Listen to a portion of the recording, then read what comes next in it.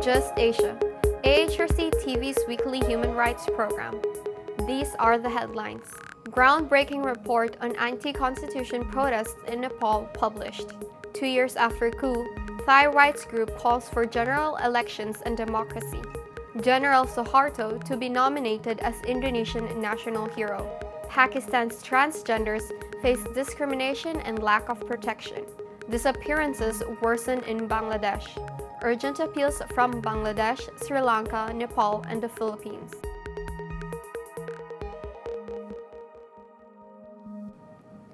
Welcome to AHRC TV's Just Asia. I am Julia Blondo. This episode begins with a groundbreaking report on Nepal's anti-constitution protests. Over 40 persons died in the protest from 16 August 2015 to 5 February 2016.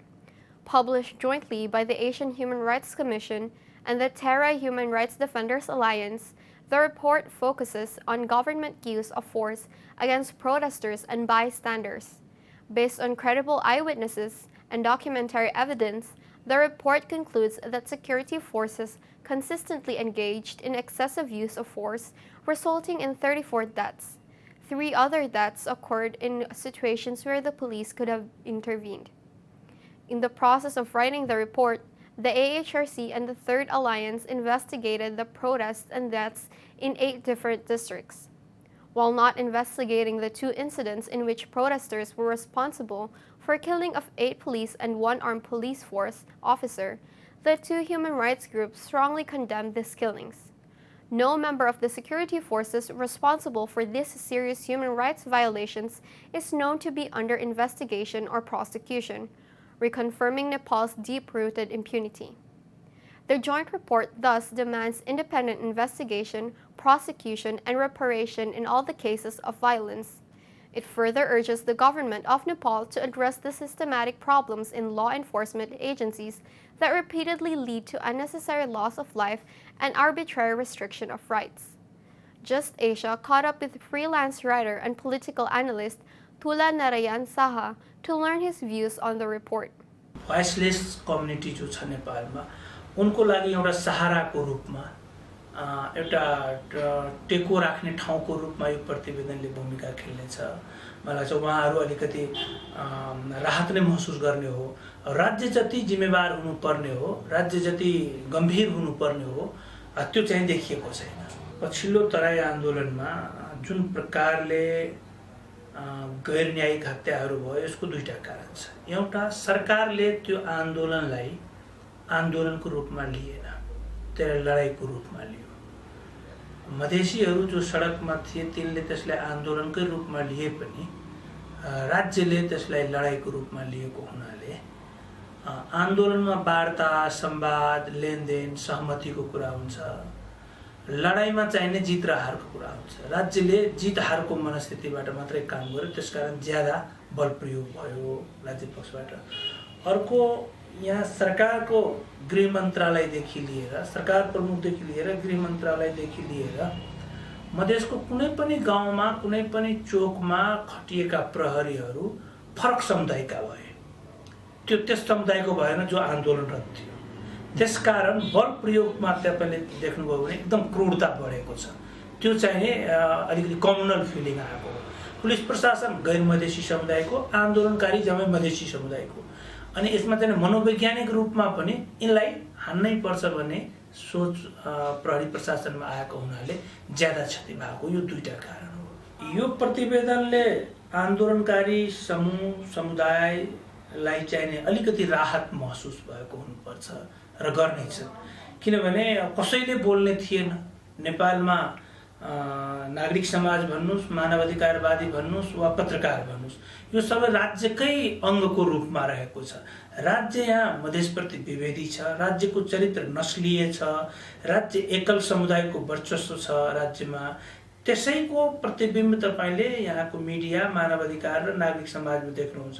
त्यसैले मधेस आन्दोलनमा त्यत्रो विधि बल प्रयोग हुँदा पनि कसैले नबोलिदिँदा, third alliance र Asian human right कमिसनले बोलिदिँदाखेरि आन्दोलनकारीहरूलाई अलिकति भए पनि राहत, हाम्रो बारेमा पनि बोल्ने कोही छ भनेर महसुस भएको हुनुपर्छ। तर राज्य चाहिने अलिकति राज्य चाहिँ संयमित हुनुपर्ने हो तर देखिएको चाहिँ छैन है हुनुपर्ने हो तर देखिएको चाहिँ छैन हैन यो काठमाडौँ केन्द्रित आन्दोलन निर्णायक आन्दोलन होइन यो सांकेतिक र सान्देशिक आन्दोलन हो सांकेतिक यस अर्थमा कि मधेसी आदिवासी जनजाति दलित सबै समुदायका मानिसहरू एक ठाउँमा आएर आन्दोलन गर्न सक्छन् भन्ने यसले संकेत दिएको हो र यसले सन्देश के दिएको हो भने हामी रोकिसकेका छैनौं हामी गलिसकेका छैनौं अझै पनि हाम्रो आन्दोलन जारी छ र काठमाडौँमा पनि हामी आन्दोलन गर्न सक्छौं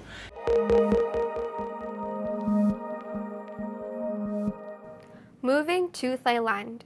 2 years after the 22nd May 2014 military coup, rights groups in the country are calling for general elections and a return to democracy.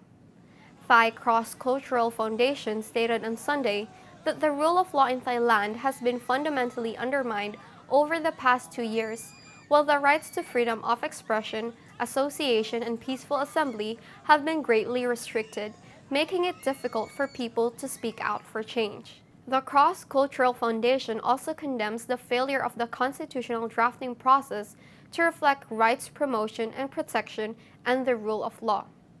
Meanwhile, the orders issued by the junta's NCPO are a violation of the rule of law and Thailand's international obligations. If democratic transformation fails and the draft constitution is approved in the referendum, will it make the NCPO orders enforceable permanently? Queried Mr. Somchai Homlar, advisor of the foundation. Unless prompt steps are taken to rectify problems caused by the orders, rule of law in Thailand will be permanently destroyed.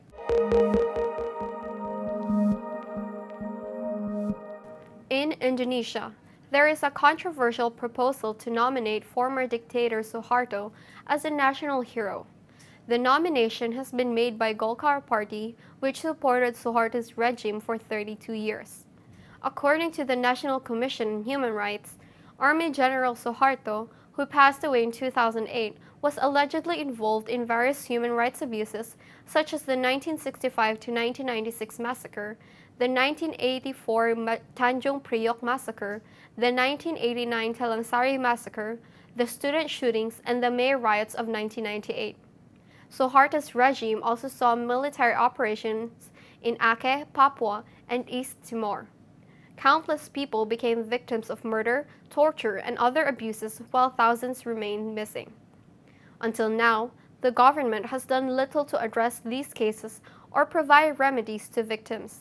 The Attorney General is reluctant to investigate, while President Joko Widodo has done little to implement his promises to resolve past human rights abuses. Making Suharto a national hero will bring Indonesia into a darkness with no future for human rights and justice. Nomination of Suharto as a national hero is a bad news, especially for victims and family of victims of past human rights abuses occurred under the Suharto regime. We regret to the Golkar political party that promoted Suharto. Although Suharto has passed away in 2008, it doesn't mean that the government can nominate him as a national hero. The government should take into consideration investigation reports conducted by the National Commission on Human Rights. Therefore, rather than nominate Suharto as a national hero, the government, in particular the Attorney General, must follow up the investigation report of the Commission. We have been waiting for justice and truth for 18 years after Suharto stepped down in 1998. So please don't bring back Indonesia to the darkness era when the regime, through its military, police, and intelligence, committed massive human rights violation in the country. The current government, President Joko Widodo, must stop the idea to nominate Suharto to be a national hero. Further, the government should immediately evaluate the Attorney General when the Attorney General reluctant to further investigate and prosecute the crimes. Although the law number 26 of 2000 and on Human Rights Court clearly stated that past human rights abuses must be tried through an ad hoc human rights court. We note various crimes occurred under the regime, for instance massacre in 1965 and forced disappearances student activists in 1997-1998, Tanjung Priok and Talangsari massacre, and also corruption cases occurred under the regime. The government must be aware that promoting Suharto to be a national hero will be damaging the transitional justice and future of democracy in Indonesia.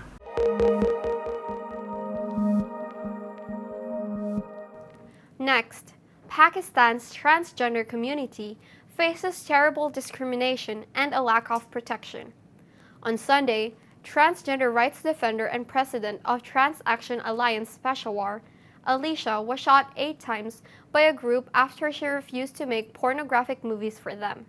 She died in a hospital on Wednesday. The hospital refused to provide Alicia a bed in both the female and male wards. Finally, she was placed in the VIP ward at high cost.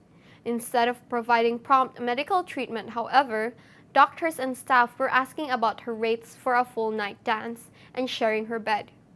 Meanwhile, the blood technician wanted to know if her blood was HIV positive. Earlier, on April 18th, the district coordinator of Trans Action Alliance, Sana, was unlawfully detained by the station house officers of Norang Police Station after posting pictures of police torture on social media. She was tortured and threatened with being shot if she does not stop sharing her story with the media. There are an estimated 500,000 third-gender citizens in Pakistan, all of whom have no rights. It wasn't until 2012 that the Supreme Court allowed them to have national identity card with a column of transgender, and the community obtained the right to vote and inheritance. Next, enforced disappearances have become a major human rights reality in Bangladesh. Since 2009, more than 300 people have disappeared.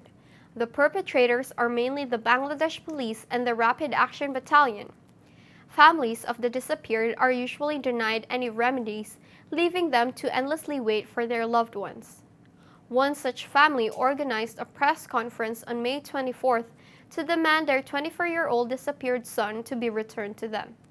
Muhammad Imam Hassan has disappeared by the Rapid Action Battalion in March 2012. In his speech, the father, Mr. Ruhul Amin, said RAB disappeared my only breadwinner son 4 years ago. Now we are in terrible situation. We cannot afford our meals. We cannot manage our life. We endlessly wait for our son. We want him back.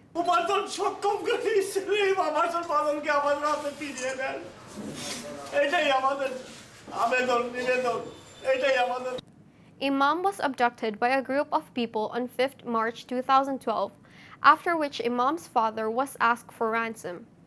After reporting this to the officers of the Rapid Action Battalion 2 on March 6th, Ruhul Amin was told to come and take his son, bringing Taka 100,000 with him. A street hawker by occupation, Mr. Amin was only able to arrange for Taka 40,000. When this money was given to the officers, they insisted on more money for Imam's release. Local police stations refused to file complaints against the RAB, and even though the High Court asked the Home Ministry to inquire into the matter, Imam still remains missing. Moreover, ministry officials intimidated Imam's family for accusing the RAB.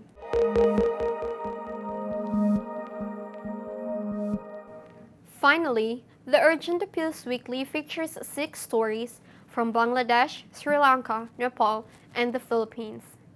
In Bangladesh, a father and son have been implicated in fabricated cases, detained and harassed even after being granted bail, due to their refusal to pay bribes to the police. Also in Bangladesh, police opened fire and threw sound grenades and tear gas at protesters of Gondamara village on May 16th. At least 15 people sustained bullet injuries and police tortured over 30 others. In Sri Lanka, several white van abductions have occurred in the country in 2016. One group staged a protest calling for the end to these abductions. In another case from Sri Lanka, Mr. Manikuge Sumit Dayaratne was extrajudicially killed by law enforcement officials. In Nepal, 2 police officers arbitrarily tortured Tajman Prasad Chowdhury in public and kept him under illegal detention. In the Philippines, at least 94 government officials have had charges filed against them by the Kidapawan farmers who were forcibly dispersed and attacked on April 1st for seeking drought assistance.